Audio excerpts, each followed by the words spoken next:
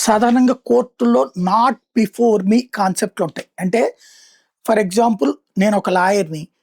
నేను జడ్జ్ అయ్యాను. నా నేను లాయర్‌గా ఉన్నప్పుడు నేను ఒక అతని తరపున వాదించాను. అతను ఇప్పుడు కోర్ట్‌లో కేసేసాడు. అది నా బెంచ్ దగ్గరికే వచ్చింది. అప్పుడు నేను ఇంతకుముందు నీ తరపున వాదించాను కాబట్టి ఇప్పుడు నేను జడ్జిమెంట్ ఇవ్వడం కరెక్ట్ కాదయ్యా అని నైతికంగా బాధ్యత వహించి నాకు సంబంధం లేని బెంచ్ ముందు ఈ కేసు పెట్టయ్యా అని చెప్పేసి రిజిస్ట్రీకి చెప్తాం. రిజిస్ట్రీ చీఫ్ జస్టిస్‌కి విషయం చెప్తారు. చీఫ్ జస్టిస్ వేరే బెంచ్‌కి వేస్తారు. ఇది నాట్ బిఫోర్ మీ ప్రాసెస్. కొంతమంది అయినా సరే నేనే వాదిస్తాం అనేవాళ్ళు ఉంటారు. ఇప్పుడు అమరావతి ఇష్యూలో ఒక ఇద్దరు జడ్జీల మీద రాష్ట్ర ప్రభుత్వం అబ్జెక్షన్ రైజ్ చేసినప్పుడు, జగన్ ప్రభుత్వం అబ్జెక్షన్ రైజ్ చేసినప్పుడు నువ్వెవడో చెప్పడానికి మేమే విచారిస్తామని వాళ్ళే విచారించారు.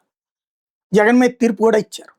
అయితే ఆ తీర్పుని తర్వాత సుప్రీంకోర్టు కొట్టేసింది. అసలు అట్టెట్టా తీర్పిస్తారని కూడా తీవ్ర స్థాయిలో మండిపడింది. ఆ జడ్జి గారిని అవతలకు కూడా పంపించేసింది. బట్ ఆ రోజున ఆ జడ్జి గారి హీరో.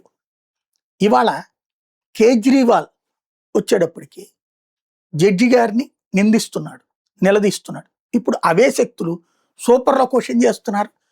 మోడీ జ్యుడిషియరీని పాడు చేస్తుంటారు. మోడీకి అనుకూలంగా ఒక్క తీర్పు వచ్చింది దాఖలా కనిపించలే నాకైతే. చట్టబద్ధంగా నానా తిప్పలు పెడుతున్నారు మోడీని. అయినా సరే మోడీ కానీ కేంద్ర ప్రభుత్వం కానీ బీజేపీ కానీ ఒక్క జడ్జిని ఆక్షేపించాల. బట్ కేజ్రీవాల్ తను నిందితుడిగా ఉండి తను ఏ జడ్జి దగ్గర అయితే కేసు ఉంటుందో ఆ జడ్జి గారి మీద అనుమానం వ్యక్తం చేస్తే ఆ జడ్జి గారు ఈయన వాదనంతా విన్నారు. ఈయన స్వయంగా వాదించుకుని అది పబ్లిసిటీ కూడా చేసుకున్నాడు.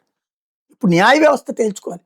ప్రతి నిందితుడు రేపటి నుంచి తన మాట వినే తనకు అనుకూలంగా తీర్పిచ్చే జడ్జి కోసం వెతకడానికి బెంచ్ హంటింగ్ బహిరంగంగా బిగిన్ చేశాడు కేజ్రీవాల్. ఇతన్ని ఎంకరేజ్ చేస్తే దేశ న్యాయ వ్యవస్థ మీద పూర్తిగా నమ్మకం కోల్పోతారు. ఏం జరుగుతుందో చూడాలి.